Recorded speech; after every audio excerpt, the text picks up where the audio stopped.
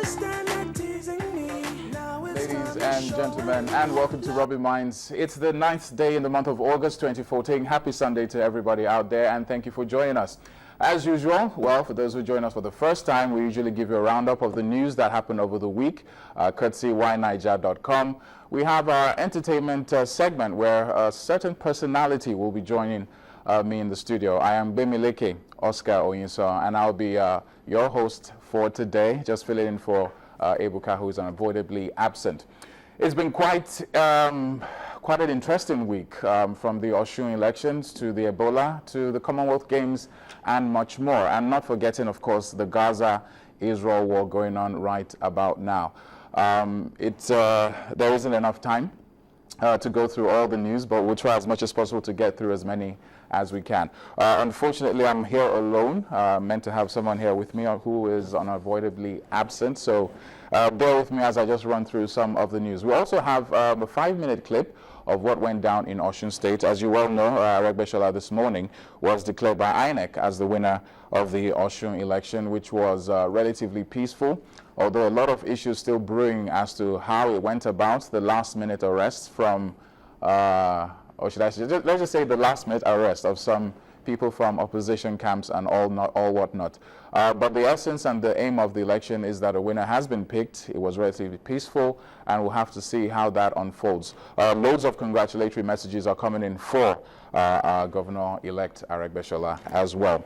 President Goodluck Jonathan during the week attended the African Summit in USA, where they dealt on different issues, talking about health, security, and the long and short is about $200 million is meant to be pumped into Africa from different investors in the US. Talking about companies, blue chip companies like maybe Coca-Cola and some other major companies and stakeholders who are looking at Africa as the next chapter in their investment portfolio. Now, this is very good news for Africa, but personally, if you ask me, as usual, the question is, how do we maximize this? That was one of the things that the president went to look out for. He went, of course, with business heads from different walks of life in terms of industry, opinion leaders, people who have basically done very well in Africa and are looking to expand their business to other parts of the world. Also, we have some good news talking about the Commonwealth Games, where Nigeria ended up 8th. We came back with 11 gold, 11 silver, and 14 bronze medals. Now, for those who followed the Commonwealth, it was quite an exciting turnout. It was refreshing, considering the backdrop of bad news like the Ebola virus and the issue of insecurity generally. Now, it's no news that the social media, a lot of news has been going around with the salt. Yes, that is probably one of the most famous things that happened over the week, where somehow, we've not been able to ascertain how true this is, but it basically leaked that bathing with salt water could cure the Ebola virus. It has also been said that a number of people have passed on from consuming too much salt water as well. Now, facts are still coming in. The treatment is still on. The U.S. government last week denied the use of the experimental drug to Africa. They're saying it's a bit too early. But what has been going on internally? Now, a number of deaths have been occurred. To be specific, 961 deaths have occurred in countries. That's Guinea, Liberia, Sierra Leone, and of course Nigeria.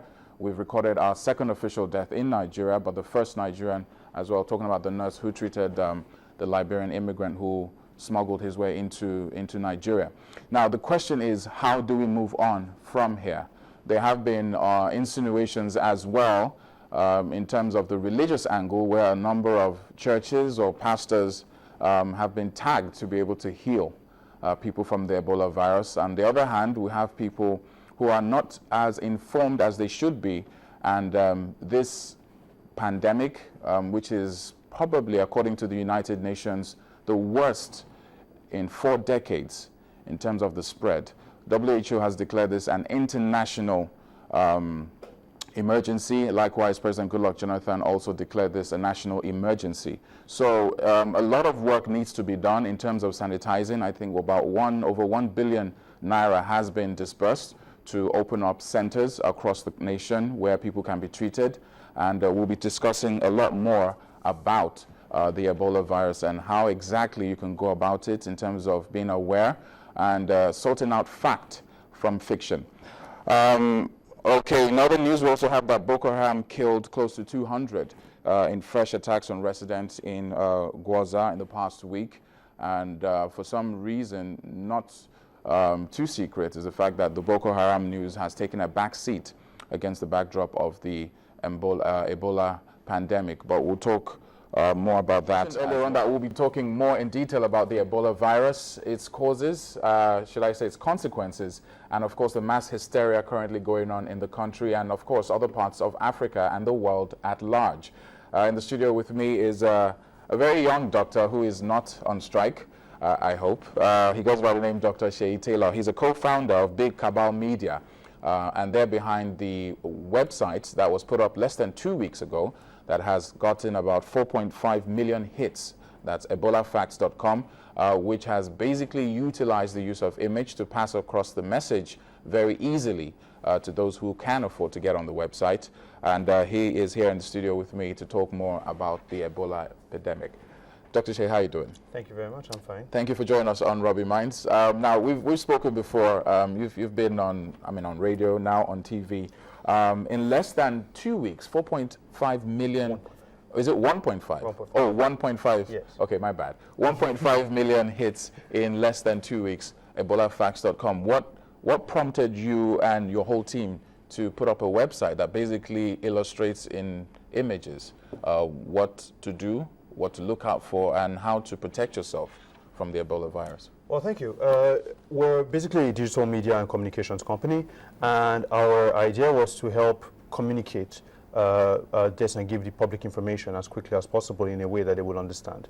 Ebola, as we know, has no known treatment today that's available publicly, and so what is going to be able to help contain this epidemic is education of the people in the general population. And we thought that the best and smartest way was to just help and pitch in a bit and see how we could help get people to get as much information as possible in a way that they would understand very easily. It's a very noble idea, but would I be wrong in saying that most of those who have been exposed to this epidemic, so to say, might not necessarily have the access to the website? So how effective do you think your website has been, despite the fact that you have 1.5 million hits in less than 2 weeks? So thank you very much. That's a very good question. So two things is, if you do remember, one of the easiest ways to catch Ebola is to care for someone who has got the virus. So far, all the people that we've had are people who have been either direct contacts of Mr. Sawyer, who came into Nigeria, or secondary contacts of the people, so usually medical personnel, people who he came in contact with as he came to the hospital. That being said, we are cognizant of the fact that there are some people who are not able to access the internet or mobile, even though the internet population and mobile population of Nigeria is growing really fast, and that's why we've been able to reach so many people, and that's why we're launching phase 2 of our project, which is we're basically trying to print 20 million flyers, and we're basically reaching out to partners, and we've started getting partners to basically help us print out these flyers and do media or television, radio, so that we can help basically people who aren't able to access the internet or who don't have, who are not in social networks, of the people who have already seen the website to get access to that website.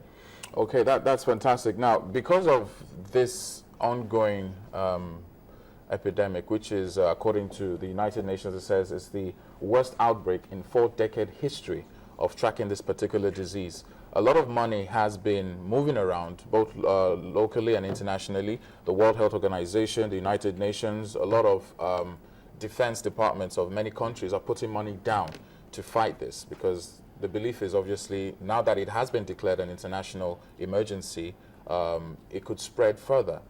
How much of that money actually gets to you? For example, in Nigeria, President Goodluck Jonathan, I think was it last week, signed off for over 1 billion naira to set up centers and all that. What are you using to fund this project? Right, so President Jonathan released 1.9 billion naira as part of the emergency fund to tackle Ebola. So far, what we've done, or everything that we've done, or every finance that we've done, is either self-funded or by 1 or 2 people who have decided to pitch in and help out. So we're reaching out to corporate sponsors and to help out to expand the program. And we've gotten very positive responses. What we're asking for anyone who is working with us is not just in terms of cash, but also in kind. So if you say, for example, someone like you could do, yes, someone like you could do a public service announcement instead of charging that your fantastic fee, could waive it and do it for free. So basically, what's important for us now is to give as many people as possible the information that they need to protect themselves and their families.